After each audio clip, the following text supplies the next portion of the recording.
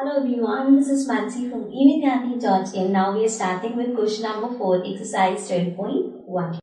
So in this question we have evaluate.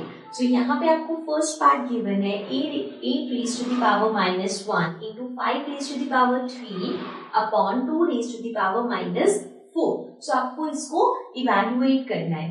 Starting with the first thing, यहाँ पे आपके पास क्या है -1 और यहाँ पे अगर हम बेसिस देखें तो किसी का भी बेस सेम नहीं है. सो हम क्या कर सकते हैं, हम इसको we can right 8 as 2 raised to the power 3 because 2 raised to the power 3 क्या होता है 2 into 2 into 2 which is 2 2s are 4 4 2s are 8 means 8 को हम 2 raised to the power 3 लिख सकते हैं. इससे क्या होगा, क्यों हम इसको 2 raised to the power 3 लिखेंगे, बिकॉज हमारा नीचे वाला बेस सेम हो जाएगा.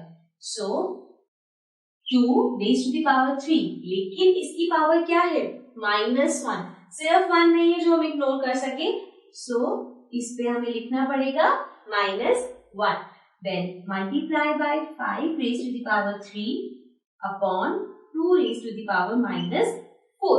अब यहाँ पे दो बेस सेम हो गए तो ये डिवाइड हो रहे हैं. मीन्स जब I write the law over here, a raised to the power m divided by a raised to the power n is equals to a m minus n.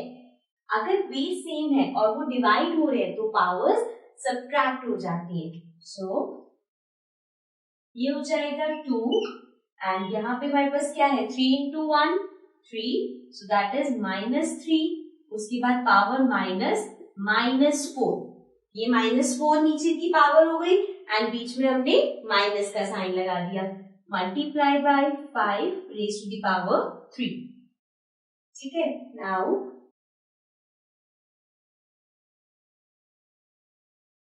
अब जब हम इसको सॉल्व करेंगे so we get 2 -3 minus minus plus, so +4 multiply by 5 raise to the power 3.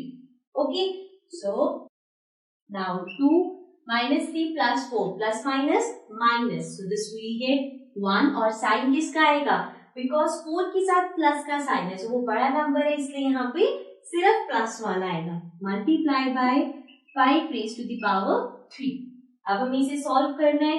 so we get 2 into 5 raise to the power 3 का मतलब क्या है 5 into 5 into 5. so let's multiply this. 5 into 2 is 10. 5 5s are 25. Now 25 into 10 is 250. So the answer to the first part is 250. Okay. So this was the first part. Now let's come to the next part. Now coming to the second part. Second part में we have 5 raised to the power -1 into 2 raised to the power -1 in brackets and then multiply by 6 raised to the power -1. We can see यहाँ पे जितनी भी powers है सारी negative में, तो इन powers को हम पॉजिटिव कर सकते हैं. We know how. देन अब और कोई यहाँ पे कॉमन बेस भी नहीं है. सो हमारे पास एक ही ऑप्शन है कि हम इन पावर्स को पॉजिटिव करें.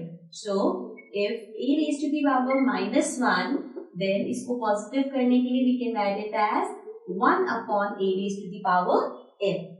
सो नाउ ये हो जाएगा 1 upon 5 raised to the power 1 multiply by 1 upon 2 raised to the power 1 and then multiply by 1 upon 6 raised to the power 1. Now since 1 अब यहाँ पे पॉजिटिव है, so अगर 6 raised to the power 1 है तो it means it is 6. 2 raised to the power 1 is 2 and 5 raised to the power 1 is 5. अब हम इसको मल्टीप्लाई कर सकते हैं. so we get 1 upon 5 into 2 10 multiply by 1 upon 6. so 1 into 1, 1 upon 10 into 6, we get 60. So 1 upon 60 is the answer. This was question number 4. Now let's come to the next question.